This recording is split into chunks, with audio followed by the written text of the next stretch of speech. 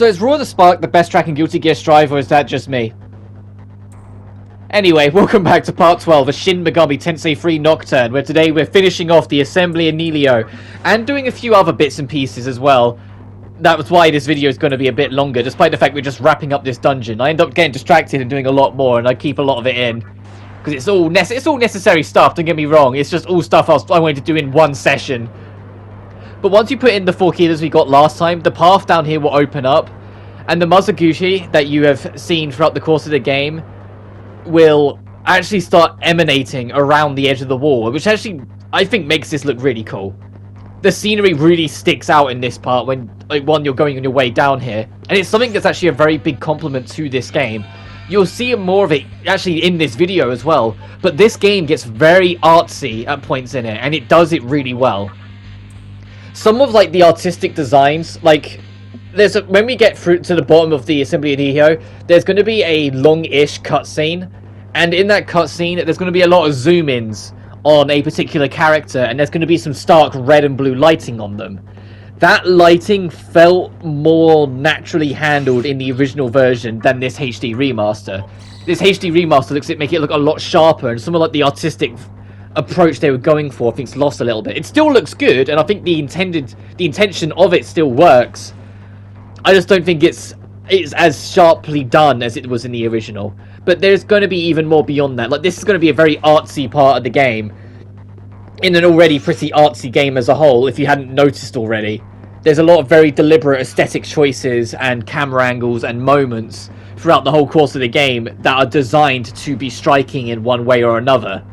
It's not just an RPG with an artist that's gone wild. Everything in this game has a very deliberate aesthetical choice for each individual moment, and it makes it stick out in your mind more. It's part of the reason why I love it so much, is that artistically it's a fucking masterpiece, this game.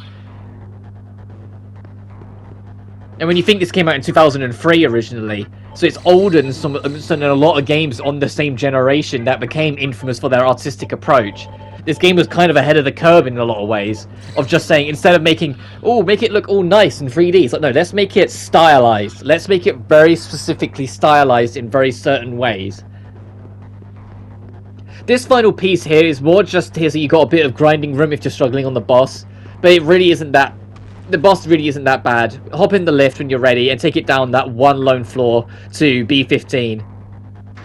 The floor Hikawa is supposed to be waiting for us on. Well, he's not waiting for us. I doubt he knows we're alive. But it's the floor that he's on that we're pushing to him on. And you see how that door's flashing? That's telling you that's important. So save at this S terminal over here, because it's right here, so you might as well. Yeah, Assembly of Nihilo D. That's our 4th sub-terminal. Because they count the first sub-terminal as A. They don't count it as B. The main terminal is just main terminal. Any sub is A, B onwards. So that's the 4th one. There's 5 fucking save points in this entire dungeon because it's that big. But the true core, you'll be able to enter it from here, but you won't be able to exit out those other 2 doors. Those other 2 doors will come in handy for much later on in the game. But now it's time for a rather lengthy cutscene, as we finally found the man that we started our journey looking for. It would seem I have a visitor. Evidently, someone in the mantra has a brain in their head after all. Well, this is quite the surprise. You're that boy from the hospital. I'm amazed you're still alive, and judging by your appearance, you've gained considerable power. Why have you come here? Was it to see me? Really? Even though I nearly killed you, you've tracked me down to obtain the answers you seek. Very well.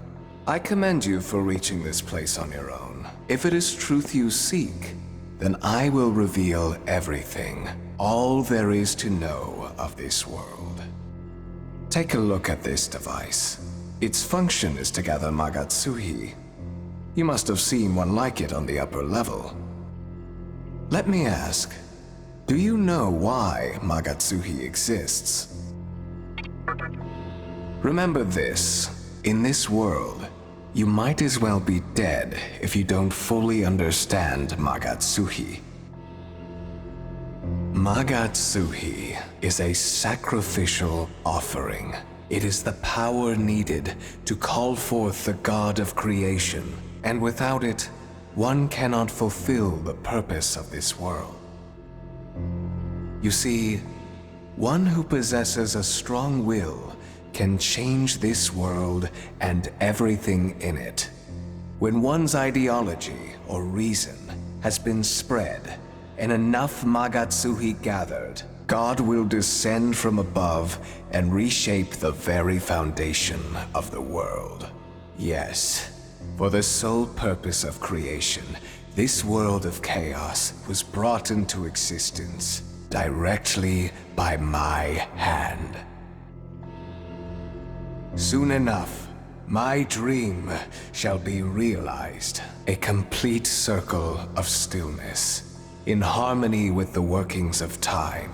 The world of Shijima will be born. The mantra believe they've destroyed this space, but as you can see, the core is fully functional. Nothing more needs to be done. I will soon have all the Magatsuhi I require. Now then, I believe some discipline is in order. To all who oppose the assembly of Nihilo, there will be no forgiveness. I suggest you pay close attention and witness the ruin at hand.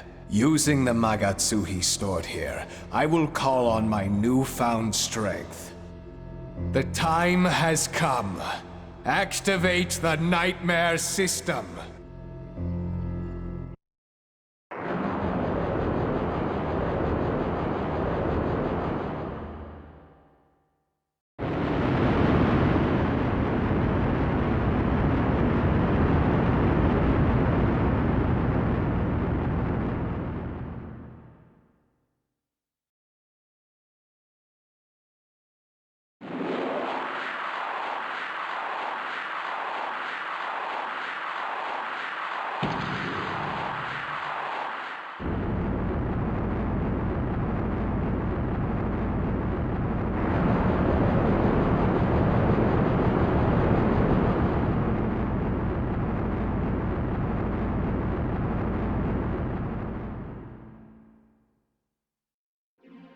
Do you understand what's happening? This system gives me total control over the flow of Magatsuhi on a worldwide scale. This tiny facility pales in comparison. As my first target, I've selected Ikebukuro, the mantra's home base. The Magatsuhi in that area will be depleted, and the mantra will die out in no time.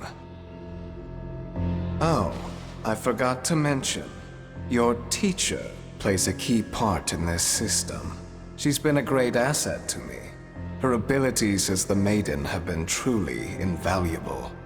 Are you worried about her?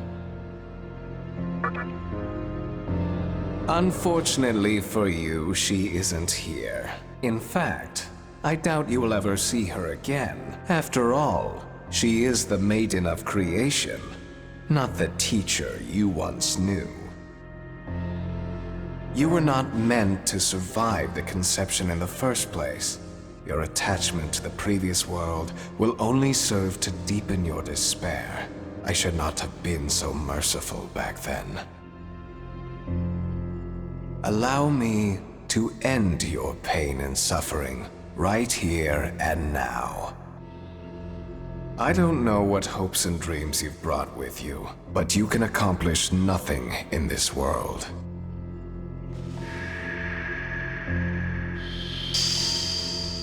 Now, go and join the masses that fell before you. So it's pretty clear who won there between the Assembly of Nihilo and the Mantra. The Mantra have gone home thinking they're the victor of this war, just to immediately be decimated in their homeland. We'll be returning to the Mantra HQ in a little bit to see just how hazardous and how destroyed it's become. But that's later, because right now we've got a mini-boss. And I say that, it's the main boss of this dungeon, but he really is not a threat compared to some of the things you have fought up until this point. Even ignoring, like, the exclusive bosses that are to the Maniacs and Chronicles. But you've fought 4 at this point. 4 is harder than this guy. And the biggest reason why is that he can't buff his hit and evasion. So if you just nerf his hit and evasion to the ground, he's going to be missing far more often than he'll ever hit you. So you'll be losing extra turns because, you know, it takes an extra press turn after his miss. And the fight will just win itself. Genuinely, this boss fight is really easy compared to what you have fought. Even when he does things like focus, if you've nerfed the hell out of him, look how much this misses. Well, it missed half the party, so it wasn't a complete miss, but he'll get complete misses later on. You can really just nerf this guy into the ground, because he can't stop his defense from being lowered, he can't stop his attack from being lowered. If you've leveled up the Magatama you got from Fornius, you know, the very first boss of the game, you could fog breath this guy and get his hit and evasion down to non-existent before his first proper turn. It's genuinely that, like, ridiculous you can do that to him. Every now and then he will use a Tetrakan or a Makarakan. Tetrakan means you can't physically hit him for that turn, because if you do it, we reflected, and as you know, reflected attacks remove all of your press turns. Whilst Makarakan is the same idea, but for magic. Almighty ignores this, so if you have any Almighty skills, which you probably won't, but on the off chance you do, you can use that, and it will ignore both Tetrakan and Makarakan. As he tries to use another focus, another heat wave. Oh, he got crits, he just missed everyone else. And take a counter at 672 damage. So I'm lowering his defense, and I keep on getting Demi to focus. That counts as a focused used up attack. Counters will count. It's a physical attack, so it will just register it as that.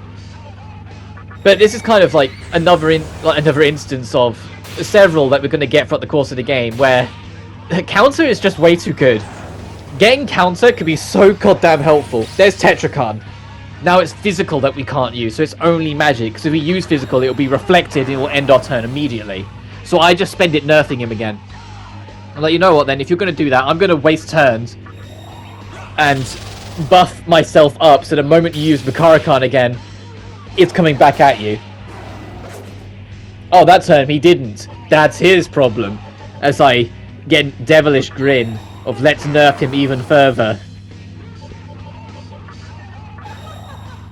Sometimes he can use the same Khan twice, like he can do Tetrakan 2 or 3 turns in a row, but it's not too often, so don't worry about it. Additionally, if he uses, say, Tetrakan, attacks you and you counter hit, it will just say block. You won't hurt yourself on it because it's too many counter loops. There is something in the game, like say for instance you reflect ice and the enemy does too. You hit them with ice, it will say reflect on them and then block on you. Like if there's too many like reflection or counter loops as I call it, it will nullify them in the end. So you don't have to worry about it just overriding and someone else getting hit hard. It will just say no, neither of you take damage, deal with it. Oh, it can boost its hit and evasion by 1 lone stage in the second half of the fight. Not that that means anything because it's dead. And it drops a decent amount of experience, so it's an easy-ish boss fight that drops a healthy amount of experience. Uzi wants to talk to you. You listen? Yeah, sure. Cherished treasure. A pearl. Okay, that's something for the shop. You might notice that almost all of the fair ladies of the demon line have very similar animations. Or, you know, copy and pasted animations. And it will carry on for a long stretch. Oh, a Mamadou rock. I won't use that at all, but that's something to sell. And we get the Magatama Anathema.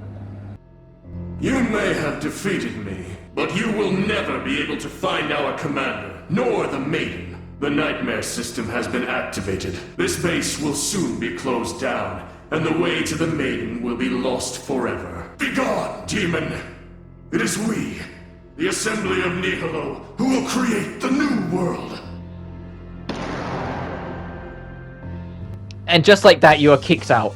Our next destination is to just return to Ikebukuro and see what the damage is to Mantra HQ. Heard a bunch of Magasushi got vacuumed out of Ikebukuro. Yeah, so when you're ready, go to the HQ and someone will be waiting for you at the door. Sure has been a while.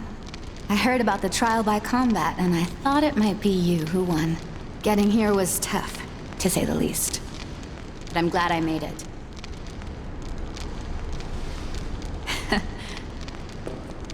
Listen, there's something I've been meaning to tell you. I finally decided to play by the rules of this world. I'm sure you already know. But there's a purpose as to why this world exists.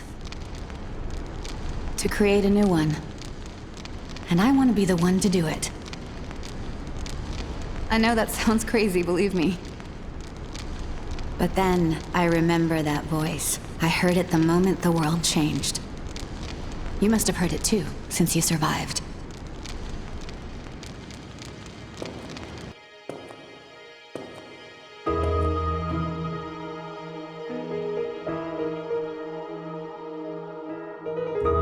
After we went our separate ways, I started thinking not only about what I should be doing in this world, but why the world had to end up this way.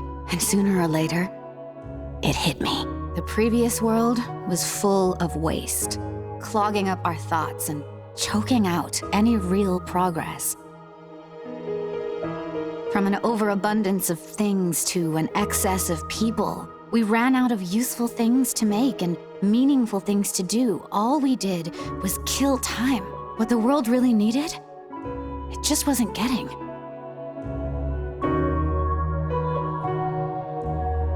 It's true that I lost everything. It was the saddest thing imaginable. But I survived the conception. I was chosen to be here. That's what I believe. And that's how I'm going to carry myself. Even though a part of me is still grieving, I know that if I bear the pain, I can open up a world of limitless potential. The power of creation will be mine.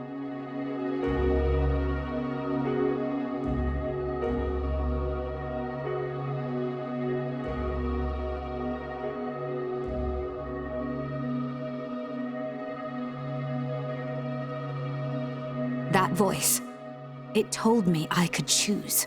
In my eyes, the world has no more room for anything superfluous.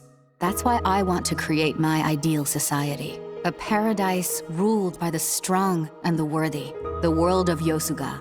You fought your way this far. You know what I'm saying, don't you? Agreeing with her will trigger the flag leading towards her reason-based ending. So if you don't want it, say no, I don't. That's too bad. I was hoping you, of all people, would understand, but no matter what you say, I won't change my mind.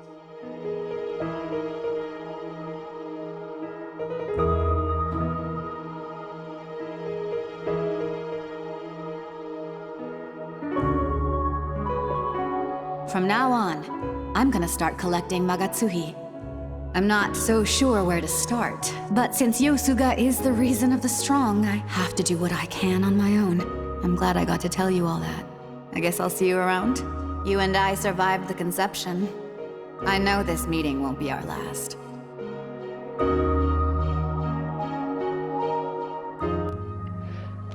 That's another good example of what I mean by artistic, with like the red on white with Shiaki.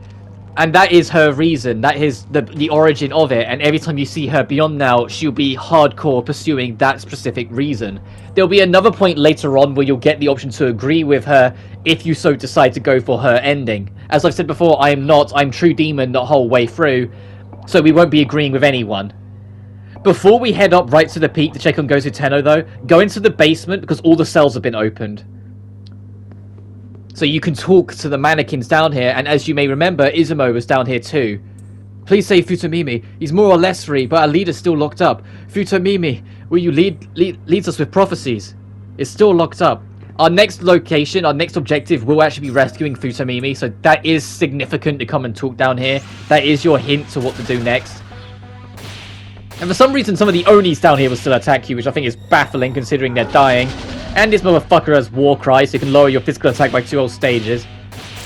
Which I suppose is a good demonstration. You can look at the damage I was just doing compared to the damage I did then, to showcase the difference. He's in Kabukisho prison. Futomimi is still locked up there. Yeah, as I said, that is our next destination. We'll be going rescue him. In a dungeon that is kind of frustrating on your first run. I won't talk about it right now because we're not there yet. But I know, I can speak from experience, when I first got there, my very first run of it was very frustrating. It's one of those dungeons where if you just get a bit lost or take a wrong turn, it can take a while to get yourself back on track on the right path. So I'll be taking a very exact path when I go through it, to show it to you of where you need to go and what optional paths you think you could take you should be avoiding. Going through the other door though, that Izumo is in, he's The teacher's not with you, is she? Damn! Even you couldn't pull through. I was counting on that demonic power of yours. The mantra's finished, the Nihilo's gaining ground, and we still have no idea where our teacher is. What the hell are we doing in this world? Like a couple of clueless idiots. Guess I'll have to place my bets on that prophet guy. Oh yeah, there's supposed to be this really incredible mannequin out there. They say he can see the future. He actually predicted the fall of the mantra. Maybe he can tell us about our teacher, and what we should do from here. Last I heard, the mantra caught him and sent him off to prison. If anything, he's probably still there. So, I'm gonna head off to Kabukicho and look for him. Not like standing around here is any safer. Figure I might as well take my chances. Lates. I love the music for this area. I know I haven't spoken about the music too much, but it's because it isn't always at the forefront of my mind with how PS5 records things. When I'm doing this post-commentary, there's no audio, it's completely muted. Which wasn't a thing, well, in the PS4 version. But that door I was talking about, my strength's not high enough to open it, so I go get Gaia, which, as I've said before, we are nowhere near the appropriate level to learn any skills for it, but it's nice to get it now. But look at that. Plus 10 to strength and vitality, and we get some really strong, powerful physical skills. It's just, you're weak to force, light, and dark, which is the biggest trade-off for it. On my way back, though, I did level up again, so I start putting more points into vitality, and you're going to see me start prioritizing that along the way. On the way back up to the top, though, I finally get a bad of cover to join our team. Because, you know, fusion material, and as I said before, this thing's actually a nice fusion material to have. He has some pretty decent skills on him, and it's just really, it's just nice, it's just extra things, you can make some good demons out of it. But when you're ready, go right up to the very top, because there's yet another cutscene in this video, when you go into Gozo Tenno's chamber. Because of everything dying in here, Gozo Tenno is not excluded from that.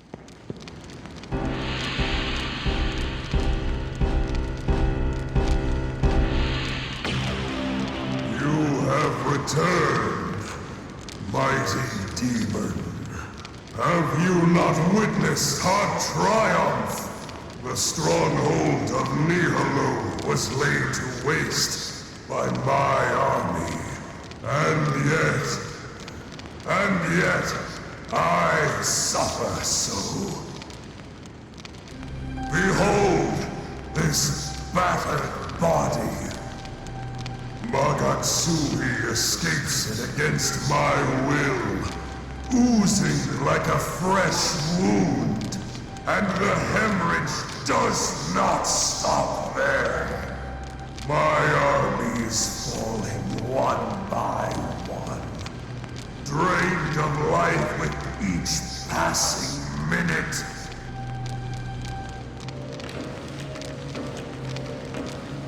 Curse you, Nihilo! What sort of devious trick did they use? Oh, the humiliation! I can see. The maiden. The nexus where the Magatsui gathers. But alas, we are utterly powerless. We have no choice but to await our doom. Oh, Gozu Tenno. It crushes me to see this! No! I will not die! My body may perish, but my spirit will live on. In time, one worthy of my power will come. It is then that I shall return. I will not let them create a world of stillness. What good is a world without strength? I will not forget this rage. This fire that sears my flesh and soul. My kingdom. My kingdom shall rise again.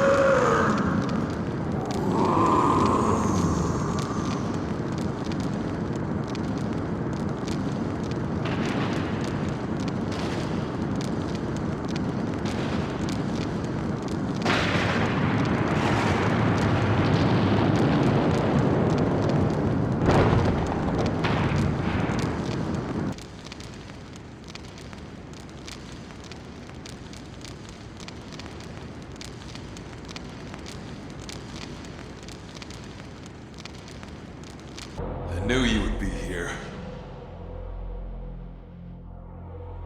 Gozu Tenno has... No.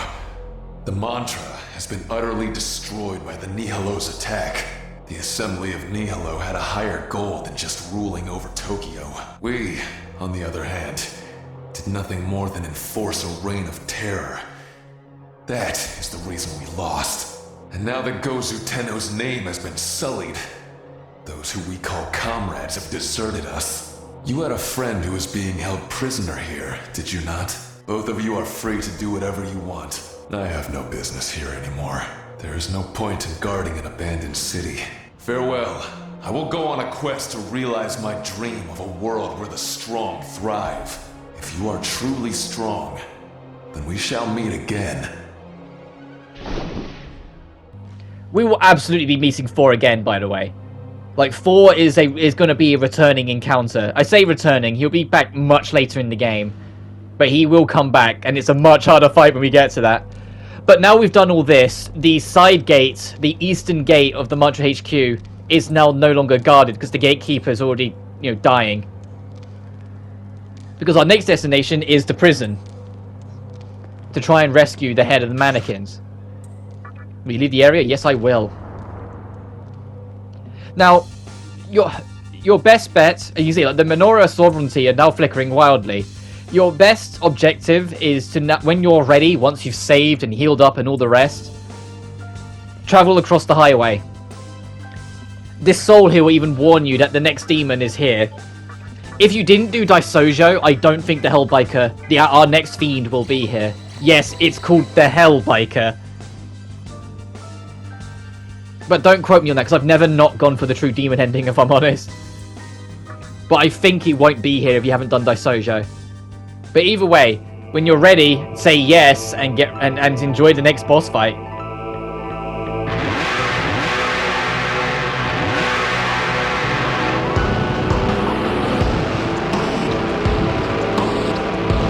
Oh shit! Here we go! Somebody got a menorah for me?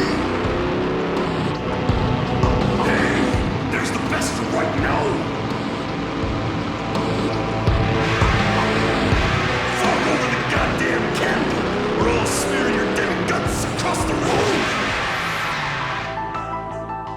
I like how we go from Gozu Tenno, who sounds like it's voiced by Patrick Sykes, to Hellbiker, who I know for a fact is voiced by Patrick Sykes. But yes, this is our third fiend. And to continue the trend of what I said before, the fiends kind of get easier each one, but I find this one easier than Daisojo.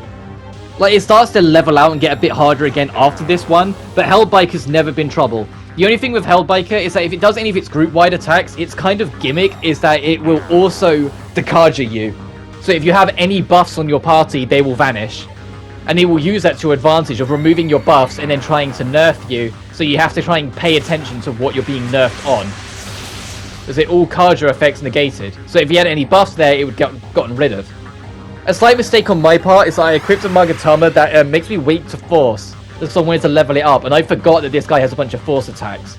So, thankfully, we still have Uzume from Matador, so we're still safe from that. But it's an extra risk that I didn't need to take that I ended up taking. But similar to Ose we fought earlier, this fight is not a threat if you've got this far. That's soon going to change though. There's a couple more boss fights a little later on that are going to start really picking up in difficulty again. But for now, you've got a nice, healthy breather, especially if you're doing the Labyrinth of Amala. You're going to be a higher level. And speaking of, after the Hellbiker, we will have enough menorahs to go to the second floor. Because you need only one to get into the first floor, which was Matador, and you need two to get into the second floor. That being Daisojos and Hellbikers. You need to clear the second floor of Labyrinth of Amala if you want any more fiends beyond that point to show up. Because they simply will not, because there's an intro cutscene at the end of the second floor that introduces the next band of fiends you'll be chasing after. And they will not show up at all until that, like in the field, until you do that scene. At this point I'm trying to work out, because he will alternate between group-wide physical and group-wide magic. And I'm trying to see if I can bait out one or the other. So I use a magic mirror, which is the like the group-wide magic reflector. And I guess right. Not that it means anything, because he's immune to wind, but on the off chance it could have worked. Your better bet, if you actually want to hurt Hellbiker, is to use physical mirrors, because then he doesn't block physical. So if he does a physical wide attack and hits all of you, he's bonking himself 4 times. Unfortunately, he's not weak to electric, despite being force-based. And it's something that you're just going to get used to with later bosses. And it's something that is always a discussion I'm always open to hearing. Whether late game bosses should have weaknesses you can exploit. In terms of like JRPGs, especially in SMT, because it gives you extra turns if you do so. And for me personally, I think with Shin Megami Tensei, yes. Persona, no. Because in Persona, hitting an enemy's weakness locks them to the ground and gets you an all-out attack. And all-out attacks are just free damage that you just get. And so not being able to get free damage on boss fights I think makes sense. But on this, it's an extra turn and an extra option that can help turn the tide of battle. And more so in SMT4 than in SMT3, it feels like that's a necessary evil. It feels like that's something that actually feels worthwhile without throwing out the balance of the fight. Like the boss can still be a challenge. And like I said, you feel it a lot more in SMT4, but that's because SMT4 is ridiculously hard. Like, SMT4 kind of takes the piss with its difficulty in a lot of areas, especially early game. When you're still learning it, still trying to get the feel for it, SMT4 will rip your head off. And it will just be in basic encounters, not boss fights. But here's the biggest turning point of the fight. When he gets into his final phase, he will start with a Dekunda. He will immediately start by getting rid of all those nerfs. And if you overstack the nerfs, like there's kind of like, I don't know what the count is for this fight, but you're going to start getting a feel that most bosses have like counters. And not counters in counter attacks, as in like counters as in number counting. Where if you nerf them a set number of times, then they will get rid of it. So say you nerf them 3 times. You hit them with 3 left, 3 times you hit them with Secunda. They hit their counter limit of 3, they will get rid of it next turn. So if you do it by 2 instead, they won't. Hellbiker is the first introduction to it. I think his counter is 2. I think if you nerf him twice, he will respond. It's either 2 or 3. So nerfing him once and then not touching it again, he won't Dekunda unless it's by chance on his skill rotation. Because there's still an RNG factor to it, but it's just if you hit his counter, he will immediately start. He does start using Dragon Eye as well to give himself more turns. But if he uses Dragon Eye, he will use a wind skill and then a fire skill with the exhaust thing. We have a demon that's immune to fire as well, so we can just absorb its turns. Like I said, this fight really isn't a threat, and I do think it's easier than Daisojo once you know what you're doing. Alright, so the counter's now on 2, so I guess we'll find out if next turn it uses Dekunda. Oh no, the counter's free then. The counter's free. If you use 3 nerfs on him, he will respond with Dekunda. And he straight up misses there, which is hilarious. And there's a counter, and the counter kills him. Aye. But that said, that is another menorah in our hand. So we can now finally do more of the Labyrinth of Amala. And the second floor is it's a long one. I don't think it will take you as long as the first because you have a better idea of what to do. But it is a long one, and it's also one you'll be returning to much later in the game to get access to the 5th floor. I'm not kidding. There's something on the 2nd floor tucked away that you'll have to come back to on the 5th to get. But do you see with arrows, there's that down arrow. That means fusing it will actually negatively impact the skills or stats of the demon I have. And I entertain the idea of getting Principality, but eventually I don't, and I go Sheep Man. This was the demon that I was mistaken for. When I said I fused Uzume, on my blind run many moons ago, when I fused Uzume, I remember it because I got a fusion accident. I got Unicorn, but this is the demon that I first mentioned that I thought I got. This one. Like, Z High. But no, it's just because I had Z High on my party for a decent long while on my first run, so I just got muddled. And you see, because I can skill choose, I spend a little while here just kind of umming and ahhing over what skills to inherit. And eventually I think I drop Media, or Media. Not just because we got Diorama, but because I know I'm only 5 levels short of getting Daisojo. And the moment I get Daisojo, I'm fusing him and leveling him up to get Prayer. And then once we get Prayer, well, that's the end for any need for ever needing a healer. The only negative thing with Prayer is that you can only use it in a fight. You can't use it on the field. Salvation you can, Prayer you can't. That's the only difference. But it's still a group-wide party heal that also gets rid of status conditions on a demon that also has a skill that can regenerate 80 plus MP at will. Oh, here's an instance of I fuse a demon, but I then buy it back because the demon I fused off is too good to get rid of. And it's something I do actually quite often on any playthrough, where I'll fuse off a demon, but I'll only fuse them off when I'm planning on buying them back. Make sure to actually register demons in the compendium first before you do that, otherwise you'll lose the experience you had on them. Oh, I did fuse a Principality. I didn't recall fusing one. Are you sure? But yes, I fuse it to get Sarvasti. I've yet to get a single fusion accident, touchwood. But then I say that I haven't been doing too many full moon fusions. Alright. And I also picked up a Jack-o'-lantern, as you can see on the bottom there.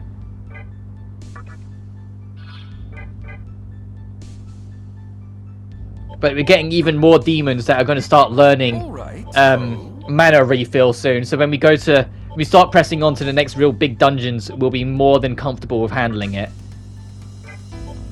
But look at how expensive these are. If you're going to make these decisions, check the compendium first to make sure you have enough spare before you consider those kind of purchases. Because I do, but that was only because I sold stuff. Just like unnecessary things that I know I was never going to use, just to kind of tip me over the edge a little bit, to make sure I'm still comfortable afterwards. But I summon Sarvasti, and then I bring back the Thunder Sheep. I'm not going to remember its name. It's Thunder Sheep. And the last thing I mentioned before I wrap up, because this is what I meant at the start of the video where I got distracted. I come back to the Shady Broker in the first floor of the Labyrinth of Amala, because we're now a high enough level that we can get it. It says this guy will get you around the maze with a piece of cake. Perfect companion for exploring a new area. Getting this demon is kind of worth it. I don't, but it's a demon that will be able to light up dark areas for you. But that being said, I proceed my way down to the start of the second floor and put in the 2 candelabrums that we now have. The Menorah of Dignity. You lit the Menorah of Dignity and the Menorah of Eternity. Now unlocking access to the second floor. And once you do, you'll notice that the shortcuts opened as well. In the opening room, anytime you come to Labyrinth of Amala, there's 5 doors in front of you. The second door will now be open. Going through it will immediately take you to here. So you now have a shortcut. You have to unlock the 3rd floor, not just reach it. Because you can see it's this to our right. When past me eventually turns, okay, I decide not to. That's just me showing that this is where we're going. You see how it's a bit more worn down on the walls compared to the first one where it was all clean. Yeah, it's going to get more and more hellish and worn down as we go on. But that being said, next time on Shin Megami Tensei 3 Nocturne, we're deterring from the main plot again because we're going to do the 2nd floor of the Labyrinth of Amala. But until then, you guys take care now. Peace.